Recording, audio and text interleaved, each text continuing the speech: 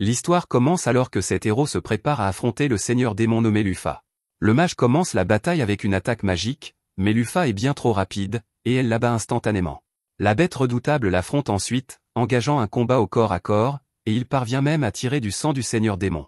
Malheureusement, Lufa s'avère être aussi une maîtresse en combat rapproché, alors elle écrase le héros bête. Les flèches de l'archer sont facilement contrecarrées par Lufa, mais cela achète juste assez de temps pour que le roi de fer atterrisse une attaque dévastatrice avec ses poings mécaniques. Lufa arrache ses armes, mais le nain sourit avec défi, et il déclenche une explosion massive de ses bras détachés. Le roi de fer s'est sacrifié pour l'attaque, mais nous voyons que Lufa a réussi à se défendre juste à temps. Alioth, le chef des 7 héros, a attendu ce moment précis, alors il s'élève dans le ciel pour porter un coup écrasant.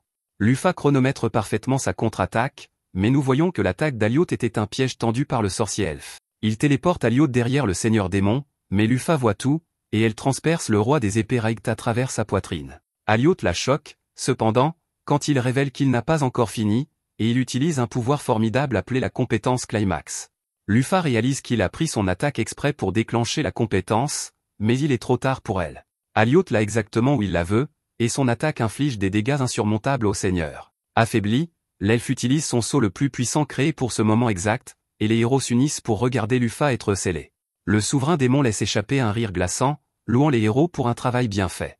Ils ont fait leur preuve à ses yeux, et elle se demande même s'ils pourraient être capables de vaincre le roi démon tout-puissant.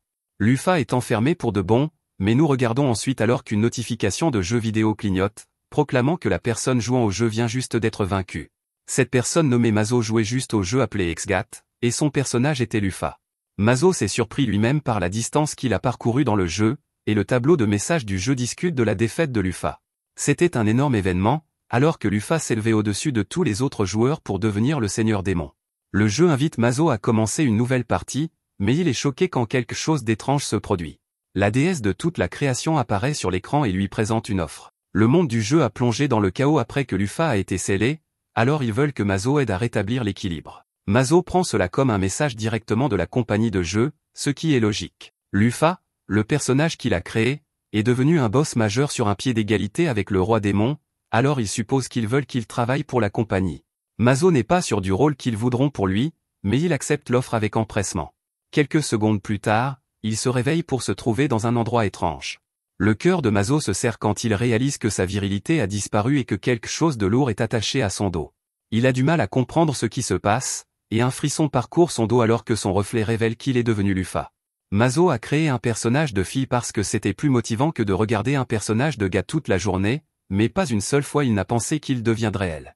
Mazo conclut qu'il a été traîné dans le jeu, mais il ne peut pas le confirmer sans plus de détails. Mazo demande poliment aux gens autour ce qui se passe, mais la voix qui sort de lui est celle de Lufa, et elle porte un poids immense. La force pure de sa voix écrase presque tout le monde en vue, démontrant à quel point Lufa est vraiment puissante. Mazo tente de s'excuser, mais la voix de Lufa est remplie d'une autorité écrasante, et cela ne fait qu'empirer les choses.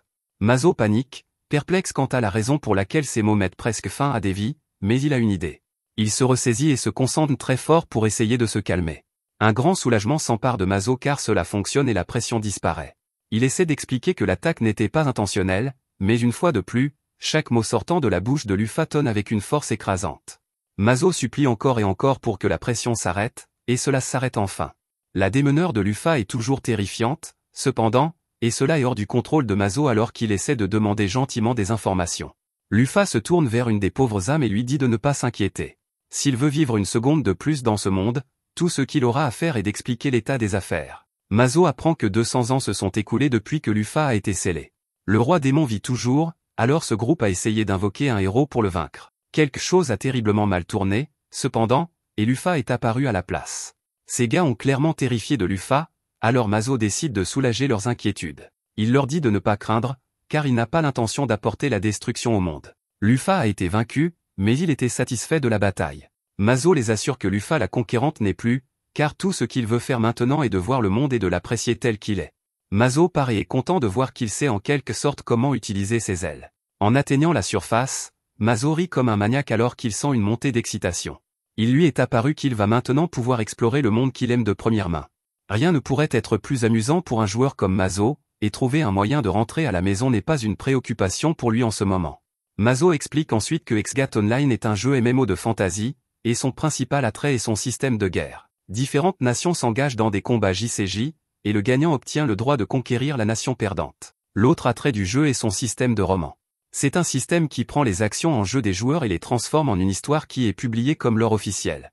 Mazo a fait de Lufa le personnage le plus fort possible. Il a élevé son niveau, a dépensé de l'argent en objets, et a maintenu sa position en tant que meilleur joueur du jeu pendant des années. Finalement, à travers tous ses efforts, Mazo a pu unifier tout Misgard pour la première fois dans l'histoire du jeu.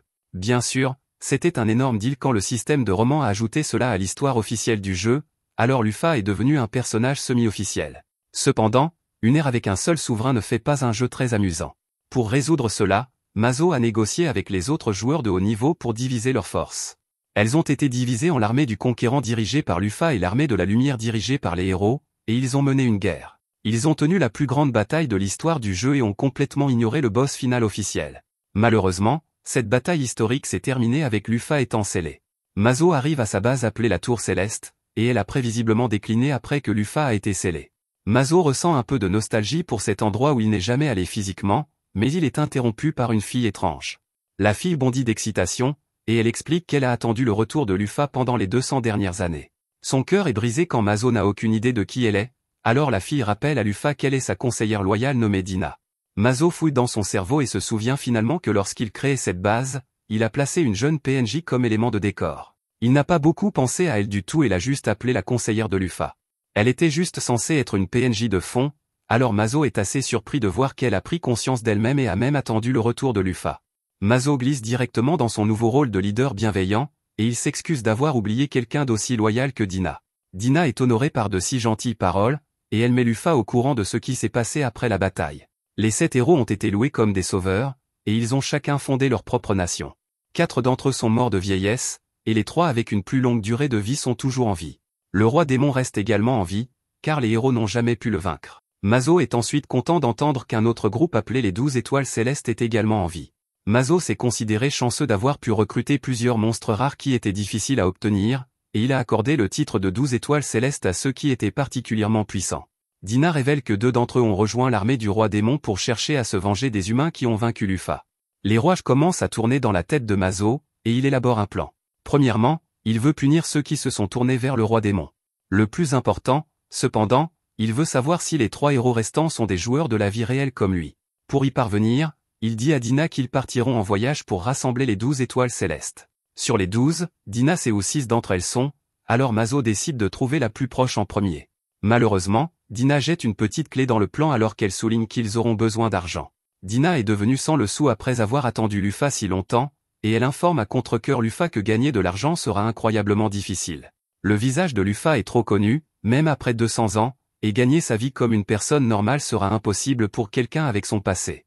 Heureusement, il y a un travail qui ne se soucie pas de l'origine ou de l'identité d'une personne. C'est risquer sa vie pour de l'argent sous la forme d'aventure. La grande idée de Dina est qu'ils acceptent des quêtes en tant qu'aventuriers et gagnent les récompenses. Afin d'éviter d'attirer une attention indésirable, Mazo se couvre sur leur chemin vers une guilde. Après avoir regardé toutes les offres d'emploi, les deux se fixent sur une demande en l'extermination de quelques orques. Les orques ont terrorisé un village voisin, kidnappé leurs femmes et pris la vie de leurs jeunes hommes. À cause de cela, le chef supplie notre duo de leur délivrer un jugement. Dina les assure que son patron sera victorieux, et le chef la remercie pour l'aide. En arrivant à l'antre des orques, Mazo libère ses ailes et déclare qu'il est temps de se mettre au travail. Une vérification rapide de ses stats confirme que Lufa est toujours au niveau maximum et que tout est cohérent avec le jeu.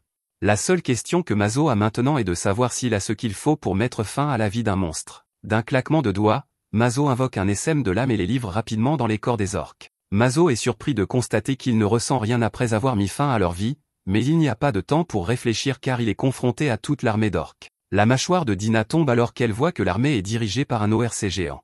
Les soldats orques vont attaquer Mazo, mais il se demande s'ils ne font que plaisanter parce qu'il bouge si lentement. Il détermine qu'il n'aura même pas à générer d'épée pour de si faibles créatures, et il enlève toute leur tête avec ses mains nues en quelques secondes. Mazo est déçu par la facilité de cela, et il utilise un regard menaçant pour demander au chef s'il vient de témoigner ce qu'il a fait. La bête répond par une rafale de coups de poing, attaquant avec une férocité non contrôlée, mais à la fin, Mazo reste intact. Mazo est venu à réaliser qu'il y a un écart écrasant entre le flux du temps pour lui-même et les orques. Ils sont fragiles et lents, tandis qu'il est simplement trop fort et rapide. Ce n'est même pas un combat pour lui, et ce n'est même pas un terrain de jeu. Dans une démonstration grandiose de puissance, Mazo repose doucement son poing sur le front de la bête, faisant éclater sa tête partout. Ses entrailles jaillissent alors que ses cerveaux couvrent le ciel, et Mazo conclut que ce combat était en fait un massacre. Merci d'avoir regardé mon récapitulatif. Abonnez-vous à la chaîne pour plus.